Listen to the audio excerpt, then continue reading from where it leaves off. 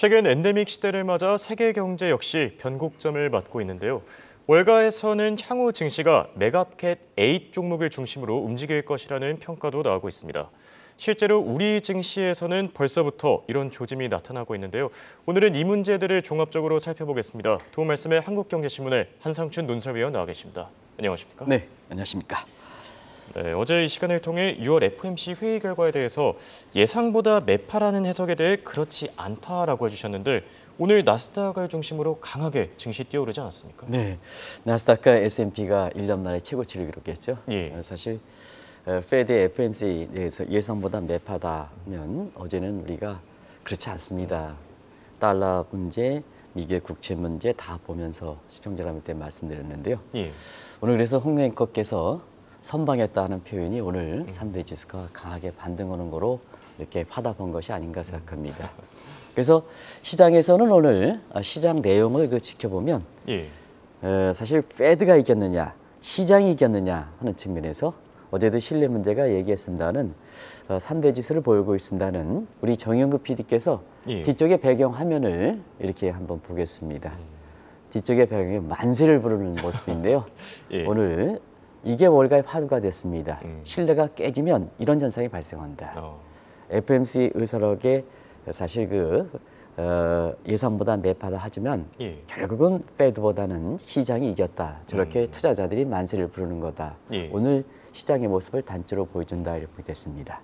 그래서 우리가 같은 선언문 이렇게 내용이라 하더라도 시장의 내용을 파고들지 않으면 지금 페드보다 시장 주체가 더 힘의 우월적이 있기 때문에 또 국가 권력보다 기업의 권력이 우월적지이기 때문에 이제는 FOMC 의사록의 내용을 가지고 그대로 분석하면 시장 움직임을 달리 해석할 수도 있다는 걸 말씀드리겠습니다. 예. 어쨌든 어제 예상보다 매파다. 국내 언론도 오늘 아침 대부분 다 연내 추가 금리 2차례 인상했다. 인상을 예고한다 해서 매파를 하지만 주가는 강하게 오늘 반등했습니다. 그래서 어제 그렇지 않습니다 하는 이 말씀을 드렸었는데요. 오늘은 나스닥이 1년 만에 최고치를 기록하고 S&P가 1년 만에 최고치를 기록했습니다. 그런데 S&P의 1년 만에 최고치를 기록한 내용은 다우존스 지수에 들어가 있는 종목이 아니고 나스닥에 들어가 있는 종목이 중심이 되기 때문에 사실 나스닥과 S&P는 1년 만에 최고치를 기록했다.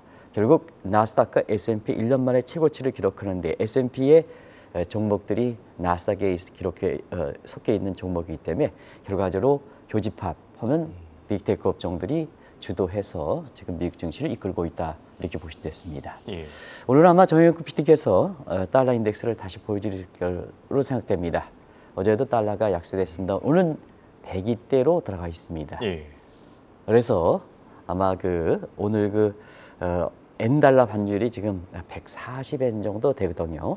그런 과정에서 볼 때 오늘 달러 인덱스가 저렇게 떨어지다 보니까 140엔 되죠. 그러다 보니까 오늘 원엔 환율이 외환 시장에서는 가장 주목된다 이렇게 됐습니다.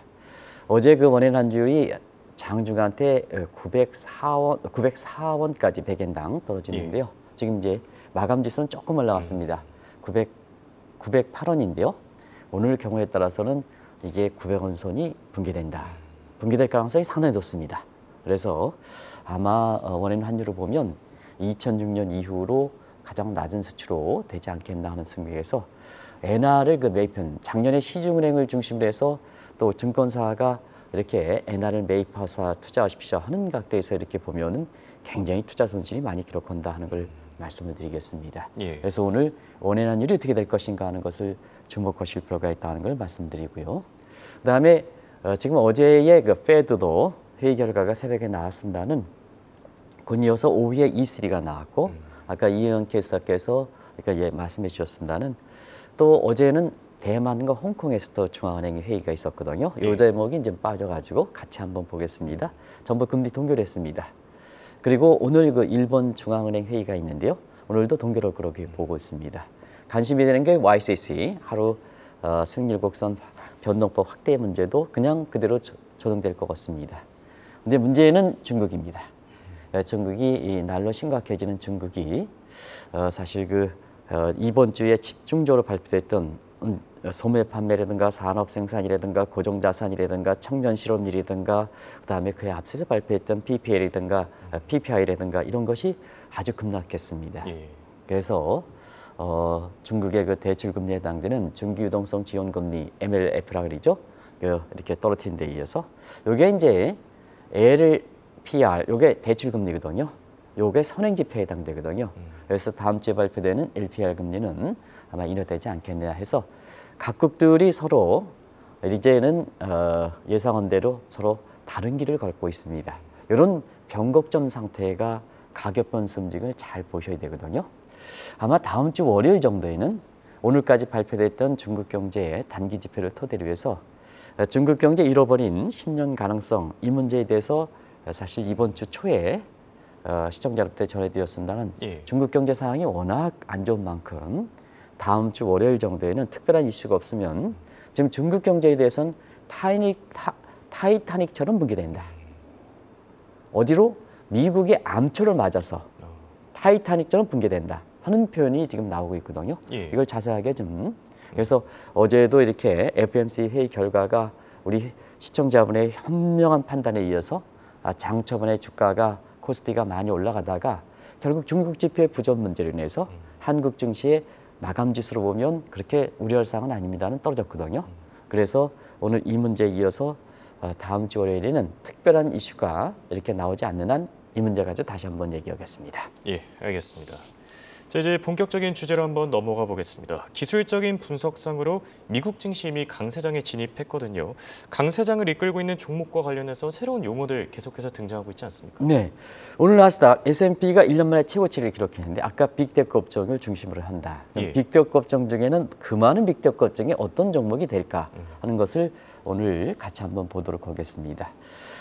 지금 상태에서 보면 우리나라 입장에서도 이제는 과거에는 그 국내 증시도 잘 못하는 것이 이렇게 해외 증시를 중개하느냐 하는 시각이었습니다는 그게 2017년입니다. 지금부터 한 6년 전인데요. 사실 지금은 세계가 하나다, United States of World다 하는 측면에서 이제는 한국과 미국이 구별하고 한국과 중국이 구별하고 한국과 일본이 구별할 필요가 없다.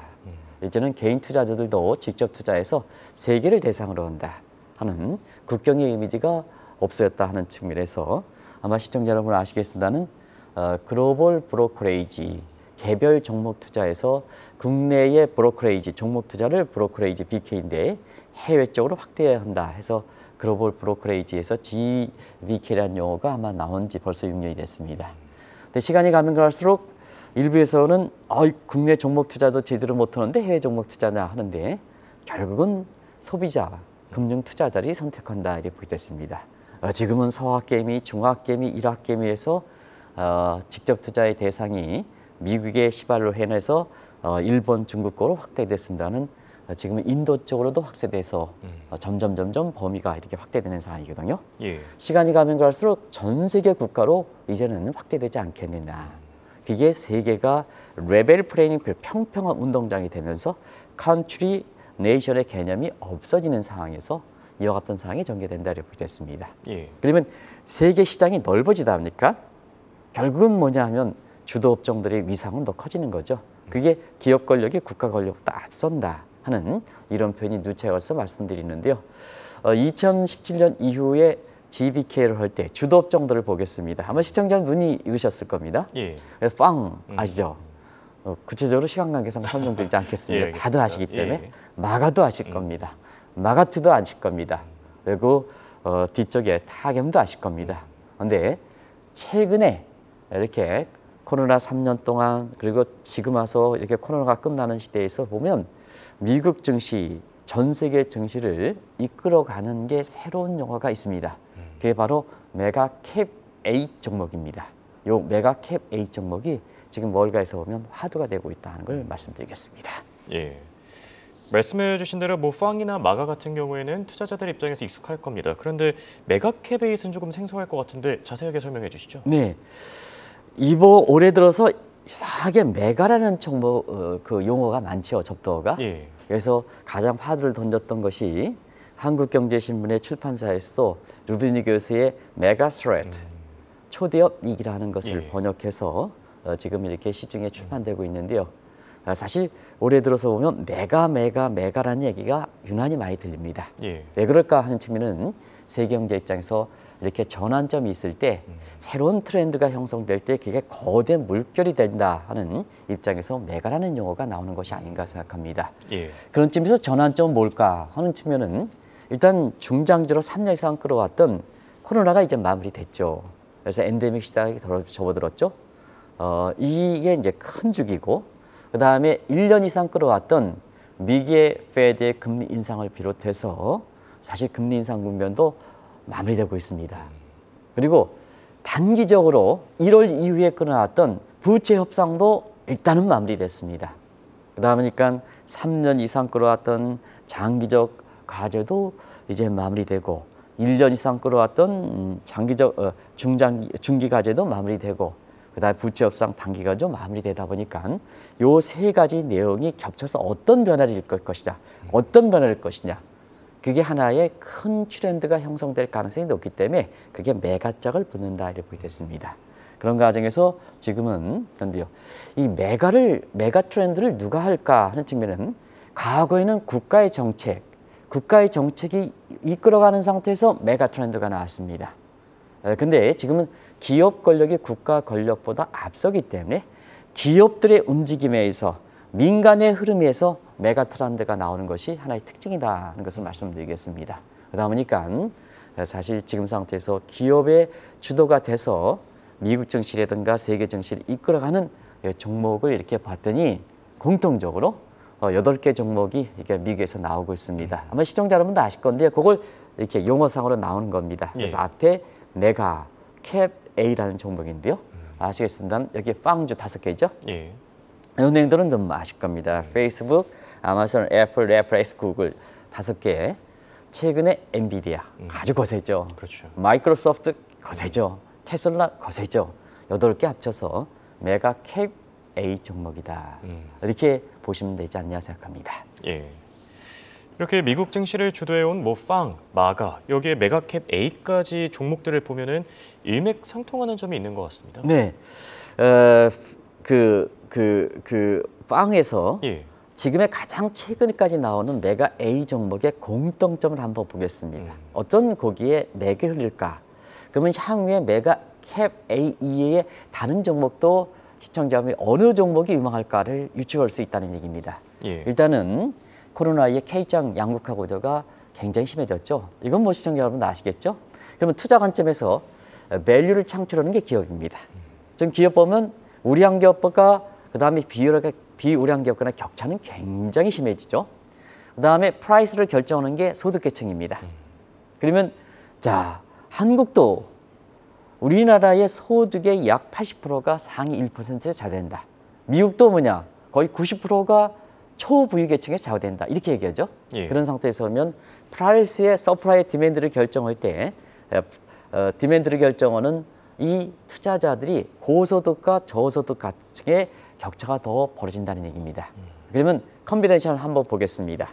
주가가 갈 때 밸류가 높은 것, 그 다음에 사주는 게 높은 것, 교집합하면 아마 사실상 시청자분이 이렇게 지금의 아무리 정부 규제와 관계없이 초대형 이렇게 기업들이 이렇게 우뚝 서는 것은 당연히 저를 이치에서 나오는 것이 아닌가 하는 생각이 듭니다. 예. 그리고 또 한 가지는 지금 왜 빅테크 업종들이 가느냐 하면 이 네트워크 사회고 그다음에 세계가 하나니까 빅테크 업종들은 네트워크의 강점을 가질 수밖에 없거든요.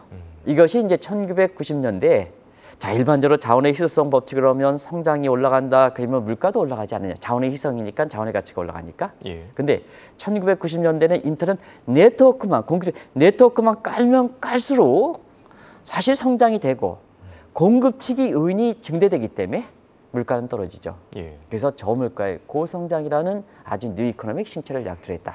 그러면 지금 빅테크 업종 이렇게 보면 결과적으로 보면 동일한 각도로 이렇게 본다면 사실 세계 공급망에서 우위가 있는 이런 업종들이 떠오를 수밖에 없다 이렇게 보겠습니다. 그래서 우리가 넘버링을 붙였습니다. 1번과 2번을 겹칠 때는 해당 산업의 아주 글로벌 기업일수록 이렇게 증시라든가 각종 기업의 가치라든가 실적지라든가 그 나라에 속해 있는 이러한 국가뿐만 아니라 세계에서도 위상이 점점 증대된다. 규제 여부와 관계없이 이렇게 되는 것이 사실 지금의 하나의 새로운 트렌드로 자리 잡고 있다고 보게 됐습니다. 예.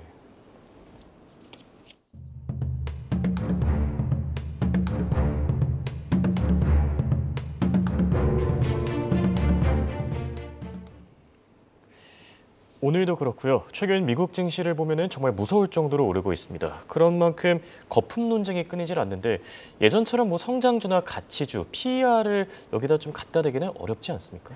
당연하죠. 지금 사실 그 새로운 트렌드가 형성됐으니까 흔적이 없죠. 궤적이 없죠. 예. 궤적이 없는 걸 가지고 과거의 이론대로 PER이든가 PBR 가지고 예를 들어서 테슬라의 지금 잘 나가는 테슬라가 퍼가 지금 200배, 300배다. 자, 이거 앞으로 주가가 떨어진다. 이렇게 분석할 수는 없는 거죠. 예. 두 가지로 말씀드리겠습니다. 하나는 종전의 재무 이론이 이렇게 통용되지 않는 New Normal Society가 된다. 그래서 종전의 이론들을 가지고 대학 교수들이 종전의 이론 가지고 하면 학생들한테 반박당합니다. 챗 GPT라든가 뭔가 해가지고 딱 하면 다 걸리게 나오는 거거든요. 좀 새로운 걸 하시죠.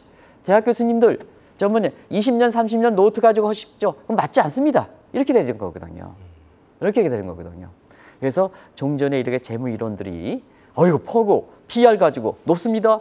앞으로 주가 떨어집니다. 다음에 퍼가 높습니다. 주식 사지 마세요. 매도하시겠습니다. 그리고 지금의 상태에서는 한국의 주가가 지금 퍼를 볼 때 13배입니다. 그러면 지금의 적정하로 보면 11배인데 이거보다 높겠습니다. 앞으로 한국 증시가 거품이 됐기 때문에 떨어집니다. 이렇게 해석하는 건 잘못되어 있다. 이렇게 보시면 되겠습니다. 예. 그런 과정에서 최근에 유행하는 지표가 과거에 거품 논정할 때 Price Earning Ratio라든가 그다음에 장부상 가계는 PBR로 이렇게 보다는 예. 새롭게 해서 PPR 지표. 지금은 무형의 자산들이 많죠. 보이는 자산보다는 무형의 자산들이 얼마나 많습니까? 지적자산권, AI 뭐 관련해서 전부 지적자산권 아니겠습니까? 이게 전부 무형자산이거든요. 그래서 무형자산을 빗대서 Price Paid on Ratio에서 PPR 지표라든가 그 다음에 앞으로 미래 가치가 보입니다. 미래 희망상 잠재 가치에서 Price to Dream Ratio, PDR 지표가 굉장히 유용한 건 거죠. 예. 그래서 PER 지표 가지고 주가에 퍼가 몇 배다. 아직도 대부분 증권사들이 그렇게 퍼 가지고 이렇게 얘기하는데요. 그 시대는 그렇다. 잘못됐다 이렇게 보겠습니다. 그런 각도에서 차트 분석, 퍼 가지고 이렇게 해서 과거에 20년 전에 지금은 20년 똑같은 상황이 나왔는데 기술적으로 떨어집니다. 그다음에 과거의 시계열상에서 이렇게 보면 안 돼. 과거의 시계열상을 만드는 한상춘이가 1990년대에는 한상춘과 지금의 AP, 채피티라든가 이런 걸 동원한 한상춘은 이름이 똑같아도 똑같은 상에 달리 반응할 수밖에 없죠. 근데 과거 시계열상의 차트 분석에 의해서 똑같은 상황이 발생했기 때문에 똑같은 현상으로 인해서 이렇게 합니다. 지금 잘못된 거죠. 작년에 뭐 대학 교수님이라든가 이런 사람들이 어이구 작년 10월에 주가 붕괴됩니다. 1500, 1800 이게 시계열상이 잘 맞지 않는 것도 바로 그렇다. 반대로 주가는 2100에서 지금은 2700을 바라본다. 예. 미국의 증시도 강하게 반등한다. 올해 얼마나 많이 올랐습니까? 그렇겠습니까? 이런 거. 그래서 하워드 막스 같은 사람은 가치주와 성장주 이런 것을 구별할 필요가 없다 하는 것이 아마 지금 시대에 맞지 않느냐 하는 생각이 듭니다. 그래서 한국경제신문에서 월가에서 예. 진행하는 우리 조재길 부장이라든가 김현석 특파원이라든가 이 사람들이 발빠르게 하고 시장에 깊숙이 들어가서 사실 그런 것을 한국경제신문의 김정호 사장께서 일찌감치 차트 분석, PR 지표 잘 맞지 않습니다. 예. 시장에 호흡하는 내용, 어제 마찬가지로 자, 선언문에서는 매파적이지만 그러나 시장에서 호흡하니까 시장에서는 그게 아니더라. 그걸 전해주기 위해서 한국경제신문에서 월가 방송을 하는 거거든요. 예. 그런 것이 더 주가 결정에 더 소중한 재료가 된다는 걸 말씀드리겠습니다. 네. 여기 또 미국 증시 많이 오르긴 했지만 인공지능, 그러니까 AI 기술이 앞으로 증시를 더 끌어올릴 것이다. 이 부분에 대해서는 어떻게 생각하십니까? 네, 바로 반도체 인공지능. 이게 선순환 효과가 되는 측면에서 예. 일전에도 말씀드렸습니다만 지금의 AI가 아주 핫한데요. 이게 앞으로 산업의 모습이 어떻게 될 것인가.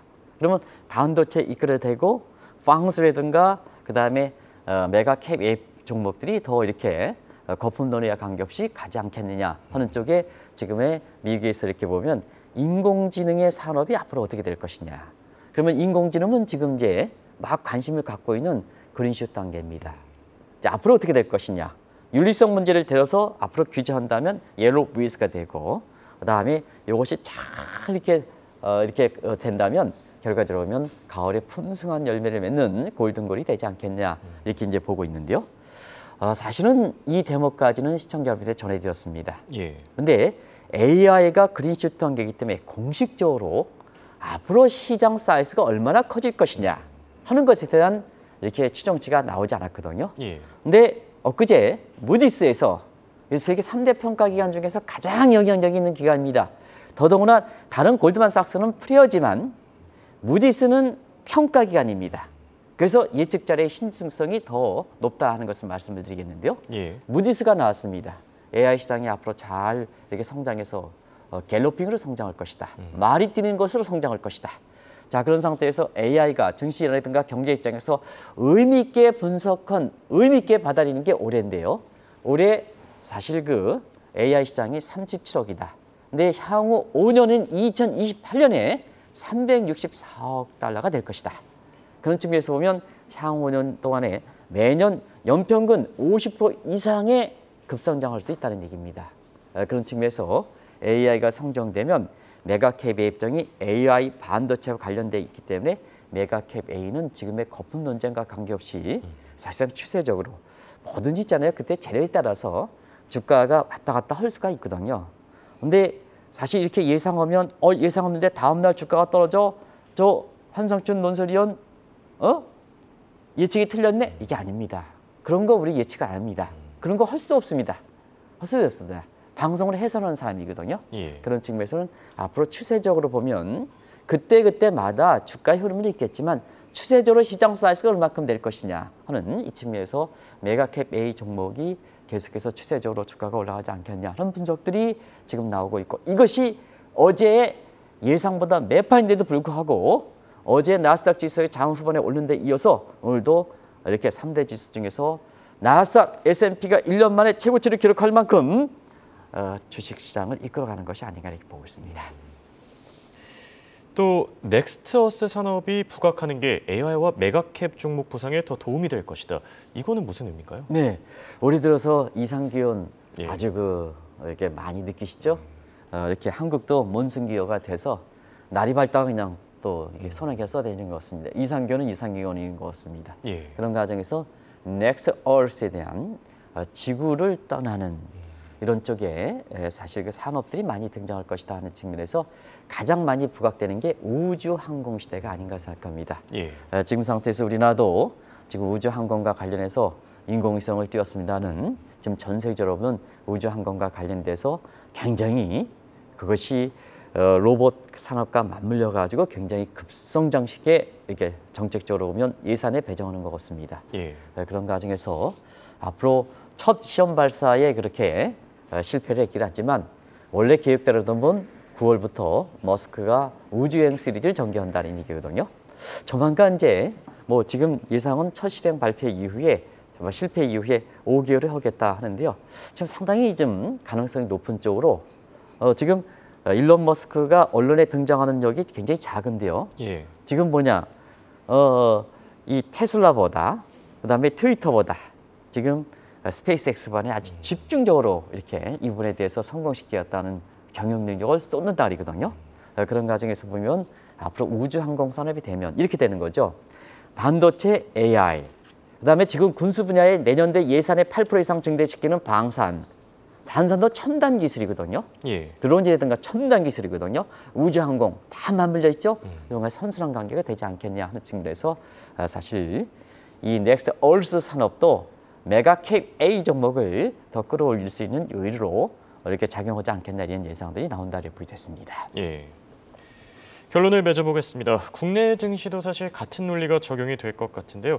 국내 증시 가운데서는 메가캡 A 종목에 해당하는 어떤 종목들이 있을까요? 네, 개별 종목으로 말씀드릴 수 있습니다는 이 국내 종목과 관련돼서는 이 방송에서는 얘기를 하지 않습니다. 예. 또 이렇게 많이 그거에 의해서 오해 관계가 있기 때문에 그래서 향후에 우리나라에서 메가캡 A가 될 수 있는 그룹으로 한번 보겠습니다. 그러면 이제 종목에 대해서 예. 여러 가지 지금 이복현 금감원장께서도 아주 지금 금융사고가 많이 저지르는 이런 문제에 대해서 굉장히 노력을 하고 있는데요. 괜히 그 쓸데없는 종목 얘기를 해가지고 예. 사실 시청자분의 오해를 불러일으키면 안 될 거로 이렇게 보기 때문에 그룹으로 왔습니다. 그래서 여러분은 선도는 그룹이다. 예. 그래서 삼성, LG, SK 이건 그룹입니다. 현대차, 포스코, 카카오, 셀트리온, 네이버 그룹 이런 식으로 정리하면 되지 않겠느냐. 종목은 시청자의 판단해 보시기 바랍니다. 예, 알겠습니다. 지금까지 도움 말씀을 한국경제신문의 한상춘 논설위원이었습니다. 네, 고맙습니다. 네, 고맙습니다.